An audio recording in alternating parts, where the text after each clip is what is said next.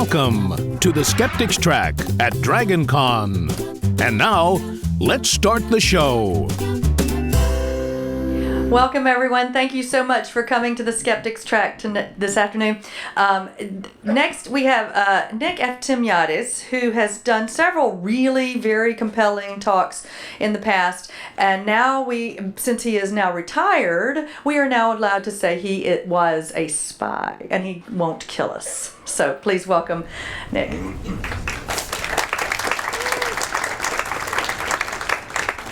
The operable phrase is intelligence officer, so which I think everyone probably knows I spent a career at. About half that time was in operations, the other half was in intelligence analysis. So what I plan to talk about today is what we call analytical tradecraft. And actually, it's very important for the skeptic community to sort of grasp some of these analytical techniques, and I'll tell you why. We've talked about teaching how to think, right? How to think. Well, this is basically a process on how to structure information, right? How to structure and analyze information. So if you take a look at, well, let me start at the beginning. The intelligence community just has some absolutely brilliant people. I mean, brilliant beyond scale. It really, people speak multiple languages. That's just common. You can't swing a dead cat in that community without hitting a PhD, right? Particularly in the analysis side, and even somewhat on the operations side. But they're really very learned people. People who have spent their entire lives studying a particular problem set. In fact, so much so that it was not unusual in the intelligence community for a foreign government to approach us and say, hey, can you give us your assessments of our industrial output? We're like, what? They said, yeah, or our agricultural output and what the projections are for next year.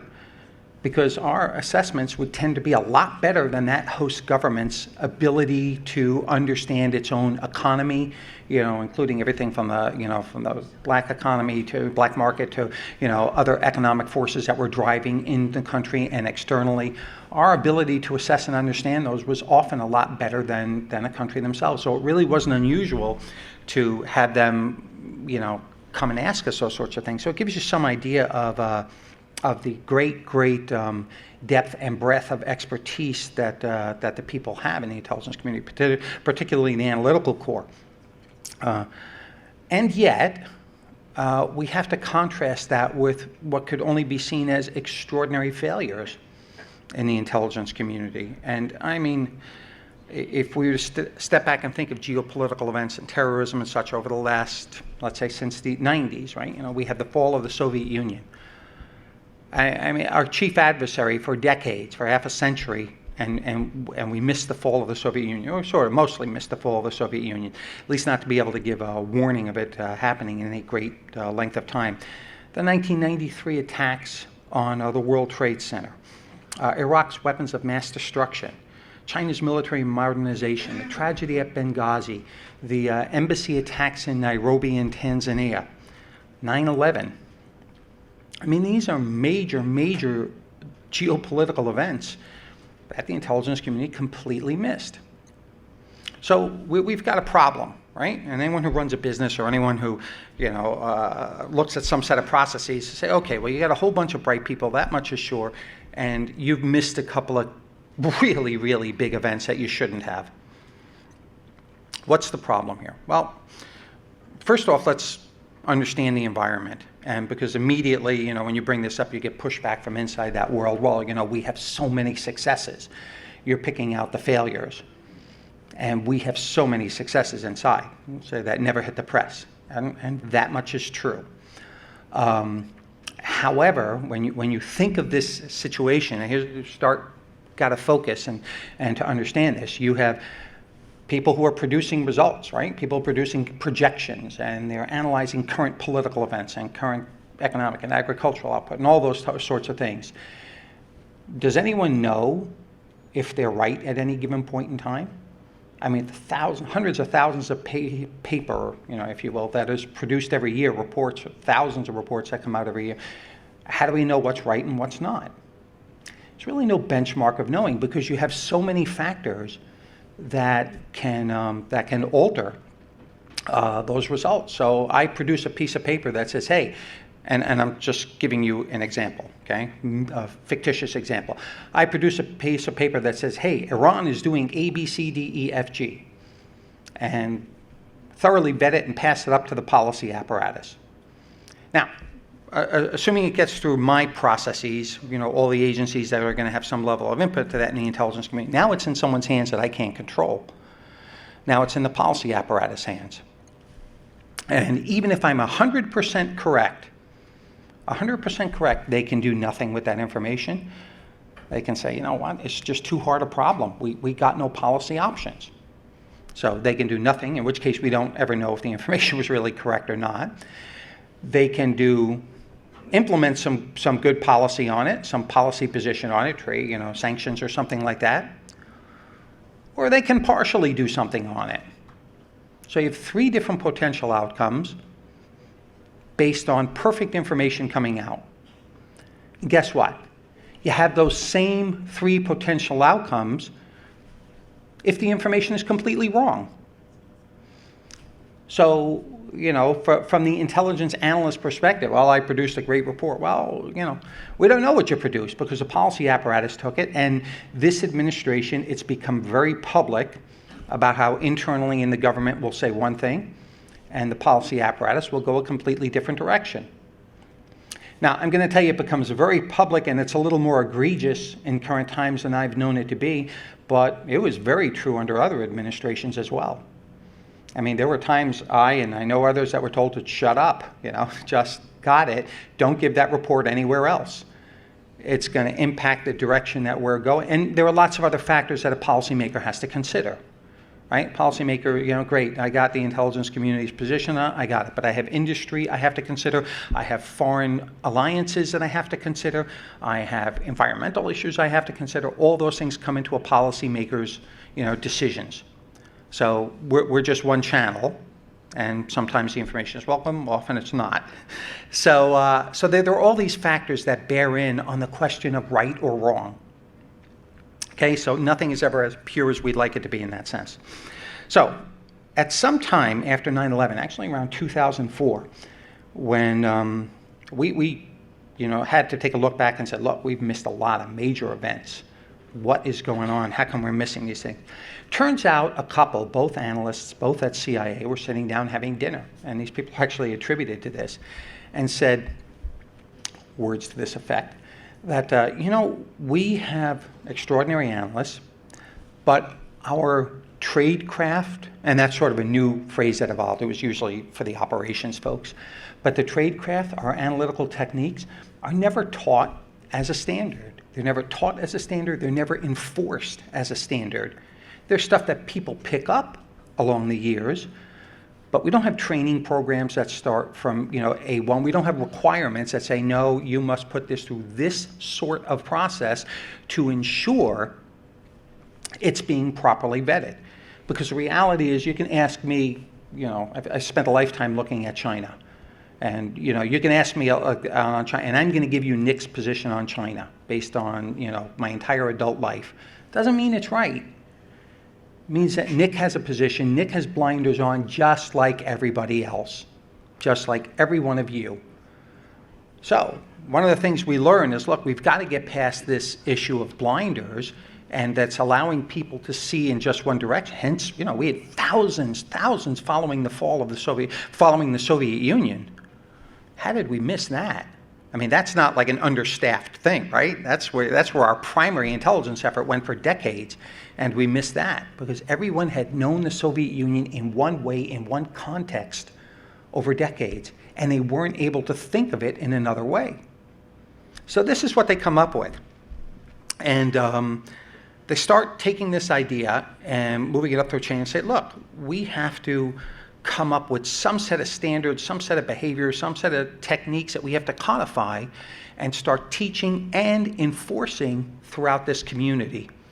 That's the change that we really need to make. And by and large, that was accepted. And what we have found out that this analytical tradecraft has two components, okay? Two. One is structured analytical techniques, and we're actually going to look at those in some level of detail. And two is collaborative vice individual analysis. And collaborative analysis, because well, there are two issues on collaborative analysis, which are key important. How many of you have ever taken a job interview, promotion interview, etc., and someone asks if you support diversity in the workplace? Okay, like most people. And I have taken those interviews as well. And everyone asks the same question: do you support diversity in the workplace? And the answer is always the same: yes, of course I support diversity in the workplace. And the best question that should come up after is why? See, in the intelligence community, we actually have a very good answer for that. Or for those who have a lot of experience, the answer becomes very apparent. Because if you take a bunch of middle to older, middle class, middle-aged white guys and, who have grown up in largely the same circumstances with the same elementary school, middle school, high school experiences that you get in the United States, and that becomes a class of people that you get one focused view towards a problem set, right? This is the corporate thinking we also have in the military, we call it that, right? And they actually work very hard to engender that type of thinking within a corporate structure. So, but if you're looking at a problem which has multiple outlooks and solution sets, that's the last thing you want. So you've really got to be a very strong believer in diversity in the workplace to get other opinions towards other perspectives and backgrounds towards a specific problem set. So issue number one for collaborative analysis. Number two is, I once heard a person say within a group, you in this group, you might be smarter than one of us, but you're not smarter than all of us. Secretly, I think he was talking to me in the background, but he's right too. And you know what? In survival training and everything, they bear that out again and again and again. The group that has collective inputs and collective thoughts and is open to that in discussion inevitably comes out with higher scores and better solution sets than them taking under one direction. And that's because no one has all the answers. Now, you're an intelligence analyst, you're working on problems, you want to think you have the answers. You've studied a subject for 30 years, you want to think you have all the answers. But so this was the challenge that they were facing. They really had to have people put their egos away so that they could actually get back to analytically looking at a problem and applying critical thinking only. Okay, and I would encourage you as you, even here in the Skeptics track, as you look and you hear things and say, well, is that an opinion? Is that a fact? Can I separate out critical thinking, from what my past experiences have been? And that's key and important. So that's where we went for a focus on this. Those structured analytical techniques, now this is all my bent on it, I've categorized into three basic categories. One being diagnostics, two being counterarguments, and three being creative thinking techniques. Okay, diagnostics, counterarguments, and creative thinking techniques. So diagnostics, and if you're into higher education learning, there's certain attributes you apply against this, and that would basically be comparing things, organizing, attributing, outlining, structuring, integrating data. Okay, those subcategories are basically come under diagnostics. So what's the first, so you read an article, and when you look at issues like the question of White House collaboration with, contact with Russia relative to, but these are big issues. They have a lot of people involved, right? And if you're just reading it, and I got to be honest with you, I had a lifetime of Washington politics, and I really enjoy turning off that part of my life. So people, what do you think of this, Nick? And so, who? I really have learned to shut that down a lot. And my life is a lot happier as a result. But when you take a look at that situation, you have so many players on so many different time frames. I commend you if you can keep it all straight in your head. But if you can't keep it all straight in your head, the first thing you start out with something like that, I mean, assuming you cared enough to actually do this, was a chronological list of events, right? Chronological list, and allows you to kind of look down and see what happens at what period of time. When we start moving into things like from there, okay, so now you have a very basic understanding of what happened over what period of time. There's a timeline of events that you're going to find within that's critical events, right? Things that are critical that may be the turning point in understanding a situation. Actually, could you bring up my slide? So this is just something I prepare for my students. And it has a start-finish points, and these are just specific events that have occurred, and I just marked off significant events in the course. If you were looking at this from, let's say, an investigator's perspective, if you're trying to understand something, and it doesn't matter what they actually are, just the format in that it helps you understand, okay, these 2 points are significant, this is when events started, this is when events ended, and helps you draw out important information. So after you have drawing out important information, there are other things that you're going to want to know. How do people connect? I mean, this all basically gets down to people. And in our world now, people and institutions. So we want to understand how people connect with each other. So did that second one come up? Yeah, I think it did. It didn't come up on my screen, came up on that. So we're talking about an association matrix. And an association matrix lets you know, if you can go down one and over, right? Basically, for each person listed there, what their relationship was, what their association was with another person. So from a visual graphic perspective, it lets you understand, oh, I know this person knew that one. That person, we really didn't have enough information to say that they knew him. So it's, will either be something filled in or something left as a blank. In this case, right? This is the way I've decided to structure the information. So it lets me know immediately, after reading tons of information and putting all this down, I can now, go look up and say, oh, okay, I know for sure that Joe knew Sally, and that Sally we only have information that suspects, thank you, that Sally, knows Jethro or something like that. So, you get to structure your information, and key things start coming out. Now we have a set of definitive facts, vice questions that we can go back and try and answer. So if you were working on this on a case, the next questions you would send out to investigators or your collection apparatus was, hey, do we have any information on ABC people knowing other ones? Can we confirm that information? So we frequently see this thing in the sorts of things like transnational criminal organizations, global terrorist organizations, where we're trying to connect people and organizations even. So when we actually move to trying to connect people and events, we move towards another sort of basic layout, what's the term I'm looking for? Spreadsheet almost. And that would be an activity matrix. And you'll have to forgive me because this is off. Those things, circles are supposed to be within the boxes, but hopefully they give you the basic idea. So Giuseppe might have been seen at the Crab Shack restaurant, right? So we have that person on surveillance that they were actually seen at the Crab Shack restaurant. And if you look at modern day politics, we know Michael Flynn lied, because he admitted it. So you can say Michael Flynn lied to investigators and put that on the matrix, federal investigation on the bottom, something like that. So it helps us establish what we know to be fact, and the questions that we still have, the suspicions that we still have but cannot as of yet confirm, right? So we're pulling information out of the massive data that we have. So these things can get more complex as you start to look, and I apologize if you can't. Some of these slides are just not designed for this. My apologies, but this is a relationship between active Mexican drug trafficking organizations and street gangs. And you can see the shaded ones in the middle as the drug trafficking organizations and their relative connections to street gangs. So if I were, and this gets tremendously complex.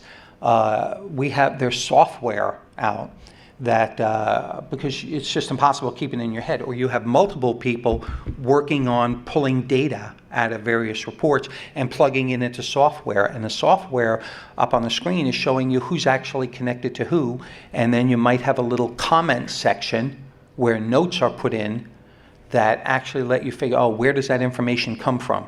So I can go back to that report if I have any questions.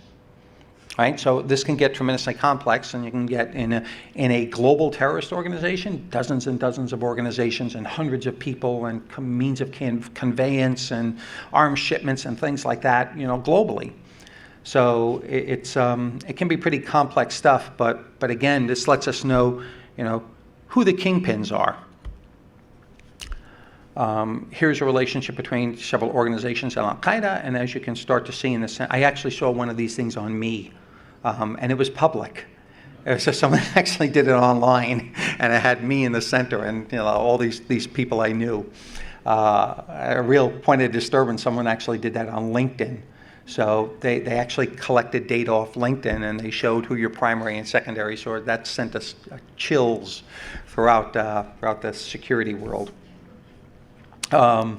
So anyway, here's just another example of being able to use this and looking in, at Al-Qaeda and other organizations and who key players are in them. Again, taking a massive data, working our way through it, and as you saw with the spreadsheet format, you can do this yourself. And you can do this on any aspect of your life, which you'll see a little later on. I'll give you some examples of that, right? It doesn't have to be this. It could be Nick wants to go out for pizza, John wants to do this, the kids want to do that, we all want to go here for vacation. These are the days. I mean, you can do it to help you organize the way you're thinking through a problem. So it's good stuff to do that, to take the emotion out and to actually just get down to, okay, this is what we know, this is what we don't know, and then to develop options off something like that, right, in the most simplistic of forms. Okay, so there are other means, as you can imagine. By the way, there are hundreds of means, and I'm by no means going to go through any of them, but I'll go through by every one of them. A couple are geographical mapping of events. What we as human beings, when I tell you this event happened here and this event happened there, you can conceptualize that in a certain way, right? When you see it plotted out, and when you see it plotted with dates next to it, it helps you understand, and again, helps reveal certain information that heretofore might not be immediately apparent. So in this case, we're looking at geographical plots, and this is how this is typically done, of terrorist incidents that occurred within a 6-month period in the UK, assigned with dates next to them. So that tells us something about, well, look at where they are. Look, they're centralized in London. You can certainly see that. And if you're making policy decisions, legal decisions, or decisions on the disposition of police or intelligence forces, you're going to say, okay, if there's a cluster that I need to go after, in a condensed area, I mean, assuming that helps you geographically, that's going to be it. That's going to be where I'm going to be looking. So it helps us make policy decisions when you can start to shape the information, so it can be understood this way. Now, this gets very interesting, and I'm going to apologize for the next slide because it's not very good. You can't really see it. But the next slide highlights the distance from terrorist residents to targets. So if you look in the center, where you see the most dense cluster, you find out that the vast majority of events have occurred within a very, very short distance, a distance from the terrorist residence, home base. So from a perspective of, and this is just this is all just geographic plots and the software out there to do this and to overlay real geography on top of it, which gives us yet another level of data in mapping of events. Right? Now you start to look at and say, well, wait a minute, these are all happening in areas that have hills on them or in densely urban populated areas, something like that, and it helps you understand yet more why these events are occurring. Right? So we do this with IEDs in Afghanistan. And, why are they all occurring on a certain thing? Well, you fly over a bunch of times, you have a lot of geographic targeting on the area, you understand what is most favorable to the terrorist to lay down what type of specific geographical figures are most favorable to the terrorists to lay down those types of devices. And then you wind up telling your forces, hey, look, we've plotted these things out. We know where the explosions have happened. We have traced back exactly why they're doing it that way. Now we understand because they have to have cover. The balloons go up to provide surveillance at X time. They only have 3 hours to lay it out. In 3 hours, you can only do this, this, this. So what we're going to do is change operations and tactics, and we're going to send the surveillance systems out an hour earlier. And you guys are going to avoid patrols this and that, or when you come to this type of area, you're going to do 1, 2, 3. And for a while, the bombings slow down. We're able to stop them all. This mixed with many, many other things. And then eventually they figure out how we're doing these countermeasures, and they say, hey, the U.S. figured us out. Let's change tactics again. And that's how these things go back in cat and mouse, which is why in the intelligence community, why they hide these not only sources, but sources and methods, right? They hide the methods that they're doing this because they don't want the bad guys, so to speak, saying, oh, that's how they're doing it. Let's change the way we do business. Okay, so geographical plotting is geographical mapping of events, and that's going to be a huge one for the future, just for the economy. And actually, that type of geospatial information is listed as one of the top 14 labor markets and career fields for the 21st century. So going to be huge because everything, following people's traffic patterns, probably their foot traffic patterns, their driving patterns, their shopping patterns, all that type of stuff is a huge draw for private industry, right? Which is why they're sucking up all your data as much as they can. So, and that impacts everything from where to put the next apartment buildings to, where the flower shop goes. To where you're going to farm. So geographic mapping of events. The next thing is what I call Investigator 101. Who, what, when, where, why. Right? Everyone has done that before, and you've all heard that phrase, who, what, when, where, why, and sometimes how. And the way I teach students to do it actually is, it's not only one question of who did this, who is suspected of doing this, who financed it, who. Exhaust all your who questions, exhaust all your what questions, exhaust all your why, and then start checking off what answers you have. Gisting. And this is sort of, as you can see, this expands to be very big, right? Who, what, when, where, why alone is overwhelming amounts of data that a person or people have to deal with. But frequently, policymakers nobody wants all that data. We get awash in data, and a person who's into this field loves writing and won't stop writing on it. Oh, and then this happened, and this happened, and this happened. You know what? If you're the president or if you're a senior policymaker, you walk in, Nick, you got 6 minutes. And things start with bluff, which is bottom line up front, right? No one cares that you're the smartest person in the room. No one cares that you know everything about, why China's doing this or why the terrorists are doing that. Great, good. I need to know, my requirement is knowing 1, 2, 3. Okay? And I assure you it'll be the same thing up at your senior management in companies. Great, you know everything about our supply chain and this. What I need to know right now is timing on that shipment when it's coming in. Keep your genius to yourself.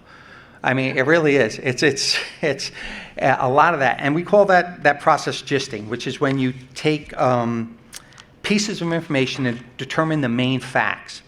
And I'm sure you've written, how many people have written papers either in high school or college, right? And how many of you have been thwarted by the paper limit, where the professor says, I only want 10 pages or 8 pages, something like that, right? Well, here's the problem, and that's exactly it, is that what's the main point? What am I trying to get at? What's the main point? What does the professor want? What does the boss want? What does the policymaker want?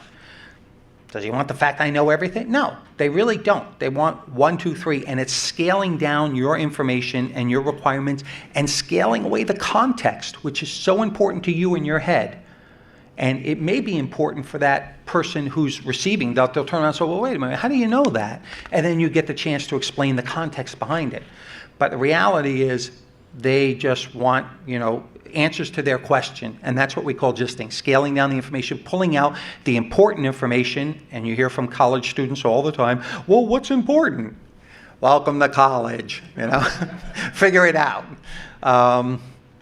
So that's gisting. And I'll tell you, to me personally, engineers are the biggest, violators of this rule. Well, first it started, the Earth was formed. Oh my God. And you know what? When I talked to policy people when we were doing spacecraft systems, and Nick, that's what you get for making me sit through 2 hours of this stuff. And you know what? They want a bottom line up front. I would always, with the engineering briefings that I had on space systems, I would always take the last slide and put it up front. They go, sir, what are you doing? Saving us, okay? Yeah, it's going to cost about $4 billion, and A, B, C, D, E, F, G. This is what you get for it. Okay. You know why? Because a policy person isn't an engineer usually, and they're not challenging you on the engineering. They, in fact, will trust that you have done your job. If they're smart, they'll poke at a few things to make sure they understand, and they can justify it in their own mind. And with other programs that they're aware of, that they'll do. But the actual hardcore engineering and stuff like that, oh gosh. And not only can they not do it, they don't want to hear it. I say, yeah, got it. I understand you can do calculus. Good for you. How much is that again? Okay, someone find the 4 billion. That type of thing. So, that's a focus area in gisting and being able to pull out the proper information. Another one. And probably one of the more important ones that we could discuss is a key assumptions check. Your analytical arguments, day to day, your discussions, your lives are based on key assumptions. Now, what happens when those key assumptions are wrong? Well, what happens wrong is that your argument or your work or your relationship, if it's that direction, falls apart pretty quickly, because we all do this. We have key assumptions in our lives and our arguments. The question is analytically being able to go back, look at this situation, and say, okay, what are my key assumptions in this situation? What are the key ones that if I take it out, everything collapses? And this is also why you have collaborative analysis. Right? Because you have someone else looking at your work saying, no, Nick. You know what? If this is wrong, everything's wrong. So what do you have that proves this is right? And I say, well, I have this press report. And they sort of laugh. Okay, we're going to have to go back to the drawing board on this one. Because, are you willing to base a national policy? Are you willing to base potentially war on a piece of information that may or may not be correct? You better be pretty darn sure yourself if you're going to say Osama bin Laden is here at this facility. And it's not even a matter that, people are afraid of risk. That's not it at all. It's just we're talking about pretty big things for one nation state to step into another. And you better be very sure your information and be able to prove it to do that. So key assumptions are just fundamental in this process. Pulling out the key assumptions from your work, saying, okay, what is my key assumption? My key assumption is Trump is guilty. Okay, well, got it. Pull it out. How are you coming across that information? If you can sit there and say, well, these 5 bits of information support that strongly, you're good to go. If not, you need to probably pull back on the engines a bit and see exactly where you get, exactly where that becomes factual in your mind. So that's basically the diagnostics that we have. We diagnose, right? We just hack and chack, all that information. Second are counter arguments. I'm actually going to move a bit quicker on this, so I apologize. But counter-arguments are the hypothesis, critiquing, comparing, experimenting, judging, and testing your information. And the most important of these, and I'll knock it down to 2 basically, the analysis of competitive hypothesis, all right, ACH as it's called. So you have key assumptions within your work, and you have a hypothesis. Right? It's not an assumption that you're basing things on. You have a hypothesis that says, my hypothesis is Nick is secretly, selling good humor on the site, and he's actually going out nights and is a good humor man. Okay, whatever your hypothesis is. How do you, what's your support of that? Well, there's a million good humor sticks in his backyard, and I see a uniform there, and this and that. What's the alternative hypothesis that could explain that? Well, Nick's a cosplayer at DragonCon. There's a start. It belonged to Nick is renting out a room to a good humor person. I mean, pick your alternative hypothesis. And again, this is one of the usual group activities that's saying, well, is there an alternative hypothesis that explains this set of circumstances that you've come up with? Is there, maybe the Chinese government doesn't have any type of control at all on the people who are doing on hacking. Maybe it's not happening in China, from China at all. Maybe it's an alternative hypothesis is gremlins are doing it at a Xinjiang province.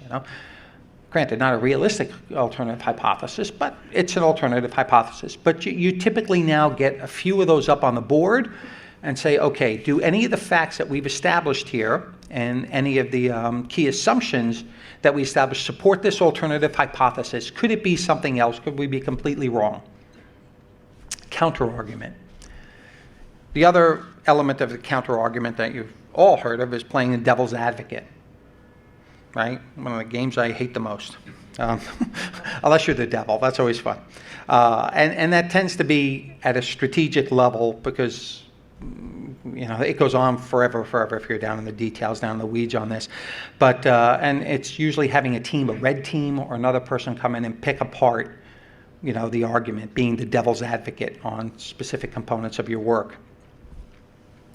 Okay, I'm going to save a little bit of time. Creative thinking techniques, which are designing, constructing, planning, producing, creating alternative conclusions.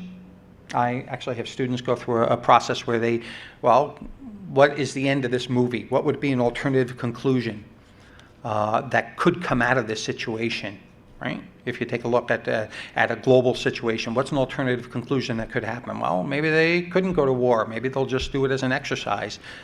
Potential conclusion that could be different from your own, just to stretch the imagination and mind on creatively think what is possible to happen. What we call mind mapping, and last is brainstorming, right? Those two elements, mind mapping and mind mapping. Has anyone done the ballooning thing, right? When you're trying to creatively think of stuff and you take little balloons and kind of expand out, that's mind mapping. You're eventually clustering your ideas and just taking it on a plain white sheet of paper, as they say, or meaning a blank piece of paper. You're mapping out what is occurring. Brainstorming can get a little out of hand, we have found, so we typically do it, in a group with some structured rules. So if you do that type of thing in a company or something, I strongly advise you to get, a set of rules in place. Like, what it's like to have a serious space meeting. And, well, what about aliens? Have we ever planned, for this contingent? And we're all like, what? And we have a guy saying, he's not briefed into that compartment. Just kidding.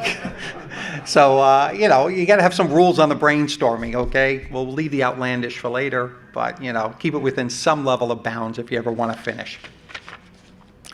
Okay, so that explains basically just a handful of analytical techniques.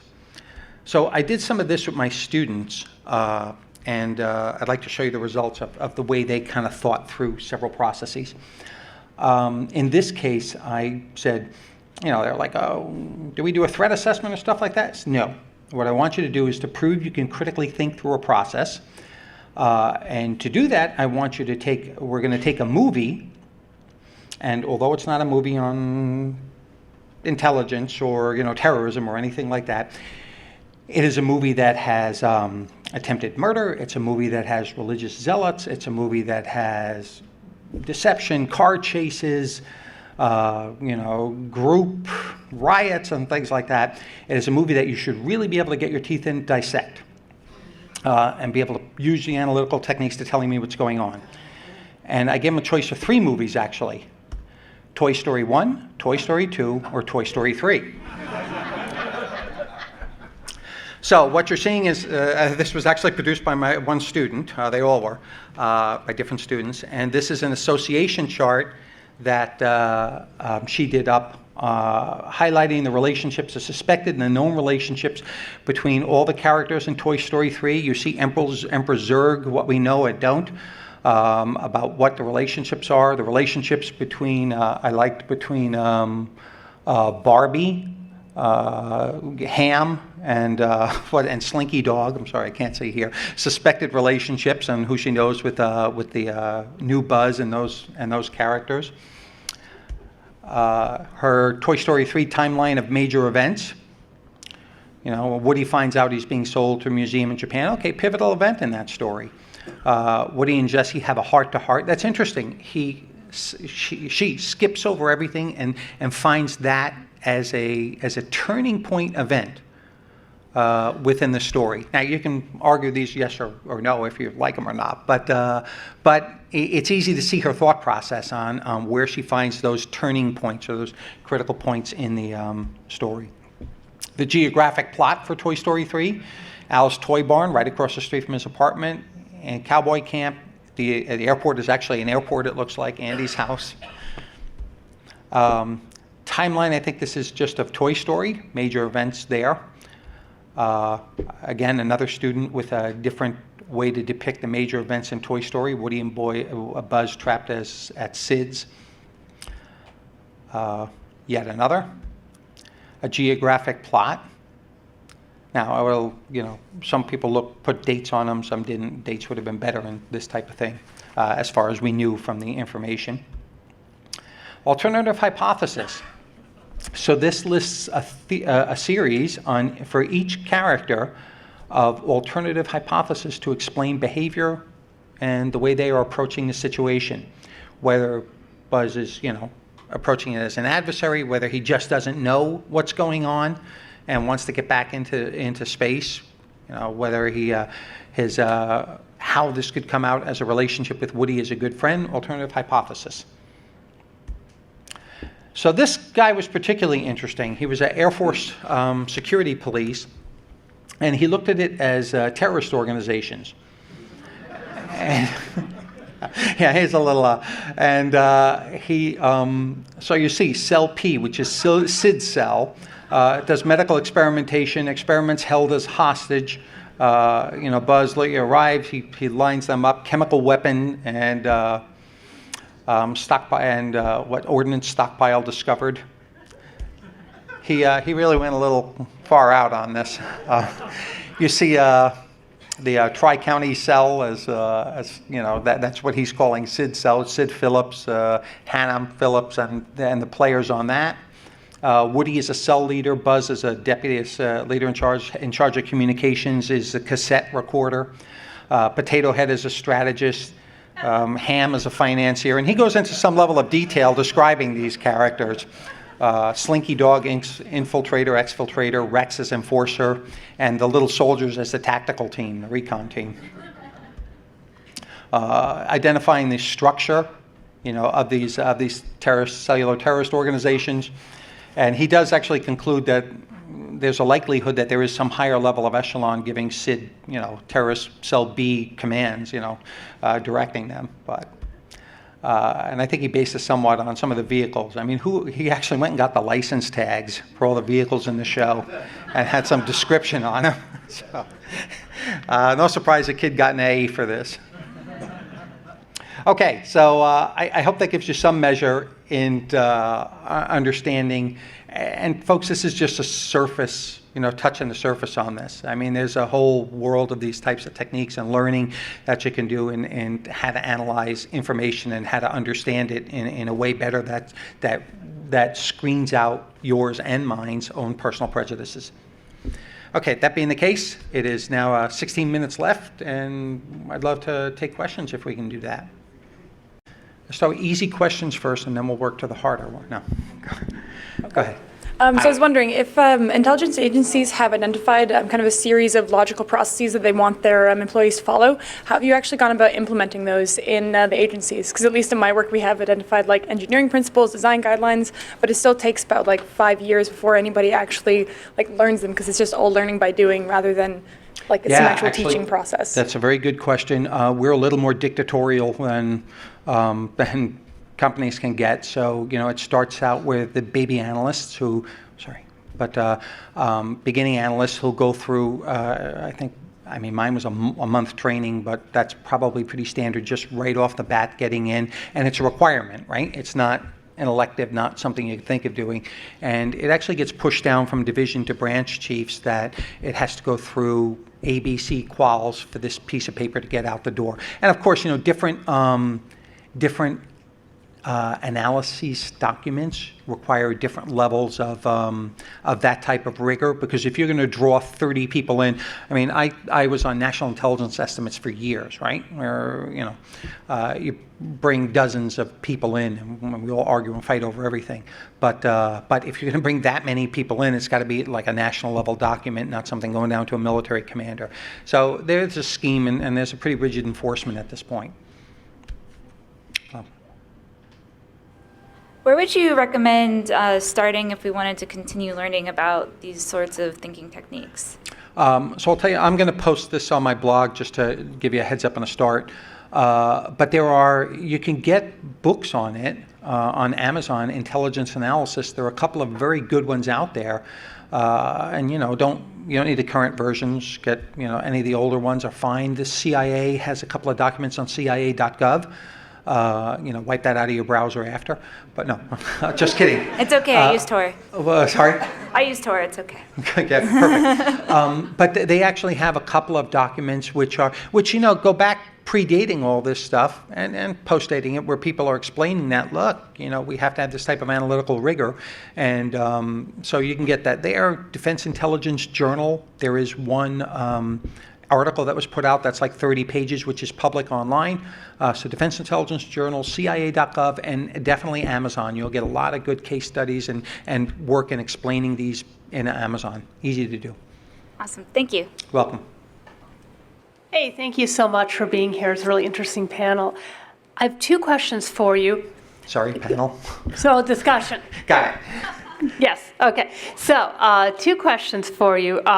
First of all, and these are two different things, unrelated, but first of all, can you describe the process of working with cartographers and designers and all the people who help do the data visualization for presentation to policymakers? Yeah. And if you worked with it. And then the other piece is, how do you, or the process of backing out what you find to be compromised information? Like, let's say you had a source that you find out is compromised, or becomes data that's just information that is somehow now suspect, and how you try to pull the thread out of that piece of your analysis. That's really interesting questions, both of them. And the second one's a little frightening. And to be honest, I thought of it the other day, yesterday, we were discussing trust of media and things like that. And I went home thinking, because Jamie was here and said, I trust the New York Times, I trust ABC, it doesn't matter what newspaper, pick a newspaper I trust. And I kept thinking, God, I'm a little warped, because I don't trust any, I'm like, your source could be a great reporter, but if you find after 15 years of fantastic reporting that person had been controlled by a foreign intelligence service, for 10 of those years, happens all the time. So, and then you spend another 3 years feeding false information back through that source. So, the cat and mouse wilderness of mirrors happens all the time. So my level of trust, I've come to understand, is usually pretty low. Makes a great skeptic, but probably not a great human being, I guess. Let's take your first question. Your first question is really interesting, because that's becoming more and more important for those types of visualizations, like really important. And there are two places that do it great, which are CIA, and because they have the resources. They just have a bazillion. The President's Daily Brief, the PDB, is as far as we can tell, is the most expensive per page briefing done in the world, right? Because they have an entire staff that staff that goes 24/7, and 3 o'clock in the morning they have the cartographers and everyone doing the graphic art, work to support all the data that's being done. And there's a lot of I don't want to say disagreeing, but there's a lot of working with the analysts to see where the boxes are going to go and how they visually represent the data, because they want it to be an accurate visual representation, but the graphic artists tend to know a heck of a lot more about how that's going to be interpreted by people, and interpretation, particularly when it's just a piece of paper, when someone's not briefing it, is really, really important, right? So there's a very, very aggressive, and I will give credit to those agencies. They do a fantastic job with that. Other places in the IC less so. But it is becoming a more important stuff, because we have to graphically represent a lot of geospatial data that's becoming a much bigger and bigger issue. So that's number one. Number two is what you typically have to do is, there's a very sheepish admission on the part of the Directorate of Operations or other elements that way, that, hey, discount all information from A, B, C, D, E, F, G, in previous. And then we have, and I spent 2 years on this, in espionage damage assessments. You go back and do a damage assessment, and you go back and see what was produced, what policymakers it went to, what the impact on policy was, and where you have to take corrective measures. And that's a huge deal. To go back and do that sort of thing, and and the conclusions they're bizarre. They come out in different. Hey, this actually worked to our favor, because the Russians knew that we were telling the absolute truth on ABC. So I mean, things that we didn't expect to come out of those things did. But we do have a damage assessments process that goes through that. Ma'am. Thank you, sir, for your presentation today. From your bio, it seems you've had the fortune to work in several different arms of the IC, at least 3 that you have shared with us. Yeah, it's not known as not being able to keep a job, but no. Go ahead. I was wondering if you'd be able to share any perceptions you have of the operational differences from these 3 agencies and how they use data to inform their decision, any biases that you see among the 3 agencies. And then second, if you would be willing to share of experience, if you can, where you had to make a significant decision with incomplete information. A significant decision with what? Incomplete information. Oh, yeah. I mean, happens all the time. So, but I don't think I can share that in any type of depth, but there are a lot of decisions that, this is what we got, we're going with it. End of story. But I'm a little psychotic in some ways. I honestly, I had been out for a couple of months working, and I came back into my office once, or I came back into the boss's office, and in those days you could smoke in the office. So it's like this scene out of Casablanca or something. You can just see his back with the cigarette, going like this. And I'm standing at the door, and I knew I had done a spectacular job, right? I mean, I absolutely knew it. So I'm waiting for him to turn around and recognize me as I'm standing at the door, and he's, "Don't smirk, Eftimiades. Nobody's paying you to do a second-rate job." And I'll tell you what, it put the hook in me that at that point, and every employee I ever had from that point, I grilled and I said, "You know what? You don't take your car to a mechanic," and he says, "Oh, well, I gave it my best try, but I'm sorry, you still have the problem, sir." You don't. You expect it to be done right the first time, every time, no failure. That's not what some farmer is paying us for, as they're sitting there sweating their brains out trying to make a living, and we're giving it our best shot. So it goes back to me when I used to say, we're going with it. I mean, if it's like, be victorious or come back on a shield. That was my only, but I didn't think the American public deserved any less. I mean, just because you can't see what we're doing doesn't mean we don't have the same obligation to be 100% of the time. So I'm sorry I didn't answer your first question. I'll answer it afterwards if you like. Sir. Thank you for your presentation, and thank you whoever operates the mic. A friend and I are 1 year, we're looking to start a tutoring business, and we want it to be amazing. You talked about having a group of thinkers that feel comfortable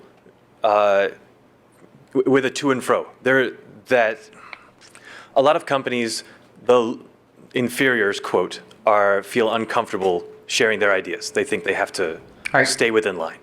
And I was wondering, how do you build a kind of environment when you can actually take a bunch of gifted minds and go with that? Yeah, it's I've addressed this a lot over my career, with exactly this problem, because you always have new waves of people coming in, and seniors are like, whoa, what the heck is this upstart? And there's always a friction in place. One of the good things about the IC, and one of the things I tell students and people just going into it, is from the start, put your ego aside. I mean, the minute a product leaves your hand, forget about it. Go on to something else, because it's going to get killed. And as we used to say, we had our own laws of physics. What goes up must come down 7 times for a rewrite. And that's the way it is. You forget, you don't put your personal, well, this word shouldn't be changed. Forget about it. You've got bigger things to go on to, and you have to set that environment. And a lot of people lose track of it. The mission is, any company, any group starting out, you start out with a mission statement. You start out with a vision and a mission statement, and you hold people accountable to just that. I mean, I even notice even on panel discussions, people get a little, well, I don't agree with that, and yeah, you're an expert, blah, blah. Folks, it's just, the belief structure on 2 different things. You don't have to take it personally. I don't believe in that. Okay, so don't take it personally.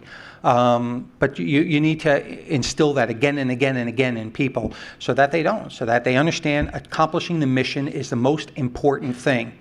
In fact, pay them on accomplishing the mission, then you'll see results.